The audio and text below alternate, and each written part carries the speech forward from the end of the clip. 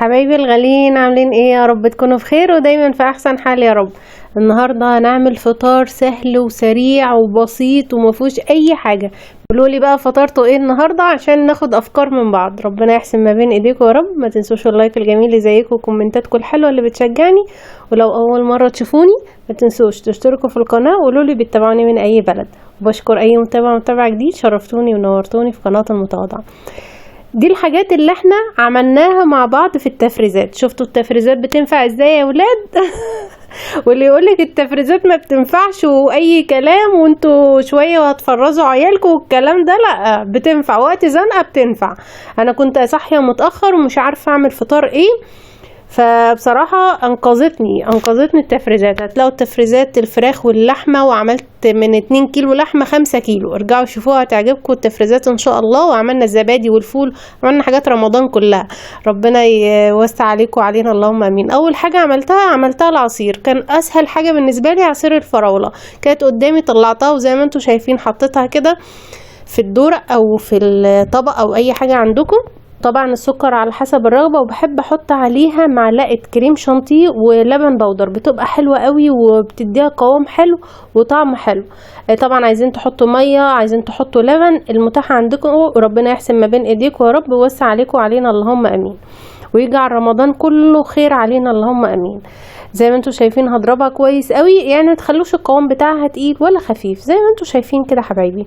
قولوا لي بقى انتوا بتعملوا ايه عصاير؟ قولوا لي في الكومنتات. انا بحب قوي البلح باللبن، ان شاء الله نعمله مع بعض قريب باذن الله. اكتر حاجه بحبها بلح باللبن بصراحه، بس لما ببقى مستعجله بطلع بقى عندي فراوله، عندي مانجا، اي حاجه ضربها كده في السريع وبحطها في التلاجة عقبال ما بخلص الاكل. معايا بقى شيش طاووق زي ما قلت لكم. هتلاقوا كل التفريزات الفراخ عملت لها فيديوهين مش فيديو واحد، رجعوا شوفوها واسيبها لكم برده في اول كومنت مثبت. هنعملها في القلايه، اول تجربه ليا للشيش طاووق في القلايه الهوائيه. اخترت برنامج الفراخ درجه حراره 180 10 دقايق. هتلاقوا كل تجارب القلايه عندكم في القناه برده، هسيبها لكم في اول كومنت مثبت. هسيب لكم كل اللينكات اللي انتوا هتحتاجوها ان شاء الله تستفادوا منها. زي ما بقول لكم كل مره لو حاجه جديده بنحطها بفتح في نص الوقت. فتحت بعد ال5 دقايق لقيتها بصراحه لسه زي ما قلت لكم دي اول تجربه. وطبعا اللي متابعني الناس الجميله المحترمه هتعرف ان دي اول مره اعمل في القلايه شيش طاووق. وهقول لكم في الاخر طلع حلو ولا على الجريل على النار احلى. قلبتها كده بعد ال10 دقايق تمام، وهحط لها 10 دقايق كمان.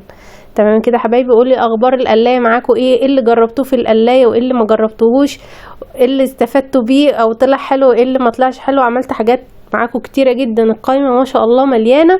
واللي لسه بيسالني على القلايه هي ما شاء الله حلوه، داخله معايا في السنتين اهو الحمد لله، وجربنا فيها حاجات كتير زي ما انتم شايفين.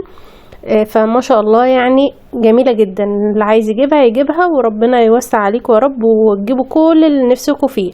هنا بعد ال10 دقايق كمان كنت هعمل 10 دقايق، وبعدين رجعت قلت هعمل 6 دقايق، بس هي كان كفاية قوي 3 دقايق. تمام كده حبايبي. انا بس قلبتها على الجوانب اللي هي كانت لسه فيها حسيتها ان هي نية، فانا عملتها 6 دقايق فكانت كتيرة. فكان المفروض تاخد 3 دقايق بس كمان وتبقى، بس هي طلعت ما شاء الله حلوة قوي وجميلة واسرع من النار كمان. فقولوا لي جربتوا فيها شيش طاووق قبل كده ولا لا؟ فدي كانت تجربة بالنسبة لي حلوة قوي. ويعني لما اعمل الشيش طاووق اعمله في القلاية تاني، جميلة جدا بصراحة زي ما انتوا شايفين ما شاء الله. وطلع معايا جميل وزي الفل وحلوة قوي قوي. فجربوه لو انت لسه مجربتوش الشيش طاووق فيها، لا جربوها. طبعا السمبوسة عملت معاكم كذا فيديو للسمبوسة، وطبعا الحمد لله اعلى نسبة مشاهدة عندي كان فيديو السمبوسة. فعشان ما اطولش عليكم حطيتها كده واخترت برنامج الام درجة حرارة 210 دقايق بس. ارجعوا شوفوا الفيديو هتلاقوا فيه التفاصيل واخدت وقت قد ايه. انا مرضتش بس اطول عليكم هنا ما وريتكوش بالظبط هي اخدت وقت قد ايه، بس هسيب لكم اللينك ارجعوا شوفوا الفيديو. تمام كده حبايبي. يا ما شاء الله بتطلعها جميله ومقرمشه واحلى من النار بكتير. طبعا لو ما فيش قلايه حطوها في الفرن وهتطلع زي الفل معاكم، وربنا يوسع عليكم وعلينا اللهم امين. معايا بقى الكفته برضو عملناها في التفريزات، ارجعوا شوفوها. عملت الكفته قبل كده في القلايه الهوائيه، بصراحة من الحاجات الجميلة برضو اللي جربتها في القلاية وكانت حلوة قوي الكفتة. قولوا لي جربتوا قبل كده الكفته فيها والبرجر والستريبس والحاجات دي، بصراحه بتطلعها حلوه قوي قوي قوي.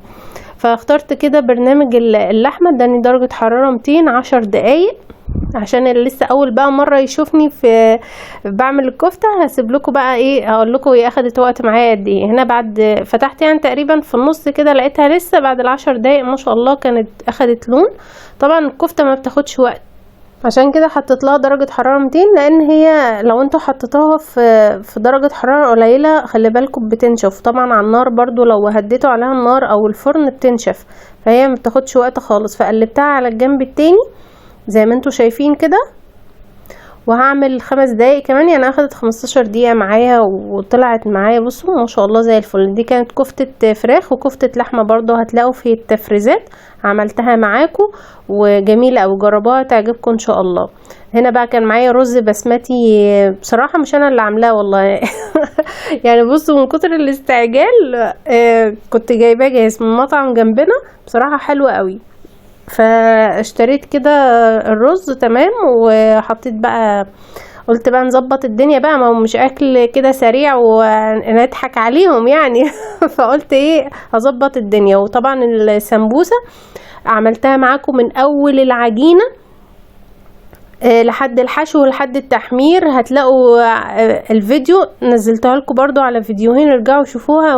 وعملنا اللي هي السمبوسة البف من الحاجات الجميلة والحشوات الجميلة اللي انا عملتها، وطريقة التحمير بتاعها وكل حاجة. هتلاقوا كل ده في الفيديوهات عندكم، ارجعوا شوفوها ان شاء الله تستفادوا. طبعا البطاطس برضو عملناها في القلاية الهوائية قبل كده، برضو هطول عليكم الفيديو اكتر من كده بصراحة عشان برضو ما تزهقوش يعني قولوا لي اخبار الصيام معاكم ايه؟ جبتوا هدوم العيد ولا لسه؟ حضرتوا العيد خلاص؟ هنقولون حضرنا العيد ولا لسه؟